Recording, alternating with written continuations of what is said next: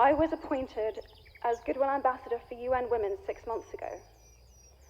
And the more I've spoken about feminism, the more I have realized that fighting for women's rights has too often become synonymous with man-hating. If there is one thing I know for certain, it is that this has to stop. For the record, feminism, by definition, is the belief that men and women should have equal rights and opportunities. It is the theory of the political, economic, and social equality of the sexes. I started questioning gender-based assumptions a long time ago. When I was 8, I was confused at being called bossy because I wanted to direct the plays that we would put on for our parents, but the boys were not. When at 14, I started to be sexualized by certain elements of the media. When at 15, my girlfriends started dropping out of their beloved sports teams because they didn't want to appear muscly. When at 18, my male friends were unable to express their feelings. I decided that I was a feminist, and this seemed uncomplicated to me. But my recent research has shown me that feminism has become an unpopular word. Women are choosing not to identify as feminist. Apparently, I am among the ranks of women whose expressions are seen as too strong, too aggressive, isolating, and anti-men, unattractive even. Why has the word become such an uncomfortable one? I am from Britain, and I think it is right that I am paid the same as my male counterparts. I think it is right that I should be able to make decisions about my own body. I think it is right that women be involved on my behalf in the policies and the decisions that will affect my life. I think it is right that socially I am afforded the same respect as men. But sadly, I can say that there is no one country in the world where all women can expect to receive these rights. No country in the world can yet say that they have achieved gender equality. These rights I consider to be human rights, but I am one of the lucky ones. My life is a sheer privilege because my parents didn't love me less because I was born a daughter. My school did not limit me because I was a girl. My mentors didn't assume that I would go less far because I might give birth to a child one day.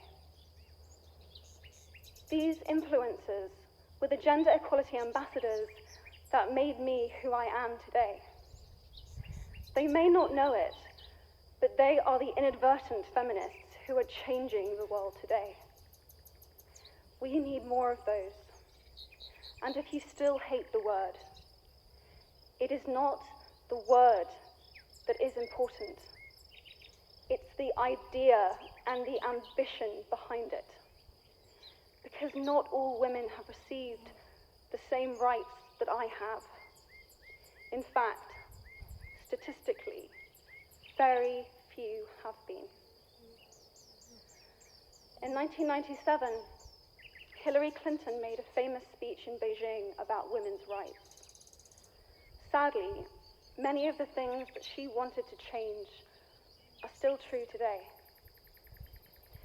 But what stood out for me the most was that less than 30% of the audience were male. How can we affect change in the world when only half of it is invited or feel welcome to participate in the conversation? Men, I would like to take this opportunity to extend your formal invitation. Gender equality is your issue too. Because to date, I've seen my father's role as a parent being valued less by society, despite my needing his presence as a child as much as my mother's. I've seen young men suffering from mental illness, unable to ask for help, for fear it would make them less of a man, or less of a man. In fact, in the UK, suicide is the biggest killer of men, between 20 to 49, eclipsing road accidents, cancer, and coronary heart disease.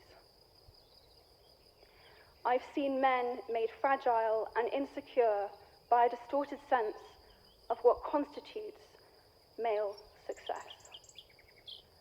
Men don't have the benefits of equality either. We don't often talk about men being imprisoned by gender stereotypes, but I can see that they are, and that when they are free, things will change for women as a natural consequence. If men don't have to be aggressive in order to be accepted, women won't feel compelled to be submissive. If men don't have to control, women won't have to be controlled. Both men and women should feel free to be sensitive. Both men and women should feel free to be strong. It is time that we all perceive gender on a spectrum instead of two sets of opposing ideals. If we stop defining each other by what we are not and start defining ourselves by who we are, we can all be freer. And this is what he, she is about. It's about freedom.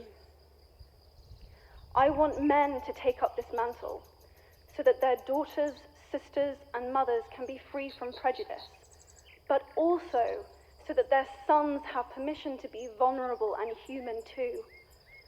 Reclaim those parts of themselves they abandoned, and in doing so, be a more true and complete version of themselves. You might be thinking, who is this Harry Potter girl? And what is she doing speaking at the UN? And it's a really good question. I've been asking myself the same thing. All I know is that I care about this problem, and I want to make it better. And having seen what I've seen, and given the chance, I feel it is my responsibility to say something. Statesman Edmund Burke said, "All that is needed for the forces of evil to triumph is for good men and women to do nothing." In my nervousness for this speech, and in my moments of doubt, I've told myself firmly, if not me, who? If not now, when? If you have similar doubts when opportunities are presented to you, I hope that those words will be helpful. Because the reality is that if we do nothing, it will take 75 years, or for me to be nearly 100, before women can expect to be paid the same as men for the same work. 15.5 million girls will be married in the next 16 years as children. And at current rates, it won't be until 2086 before all rural African girls can have a secondary education.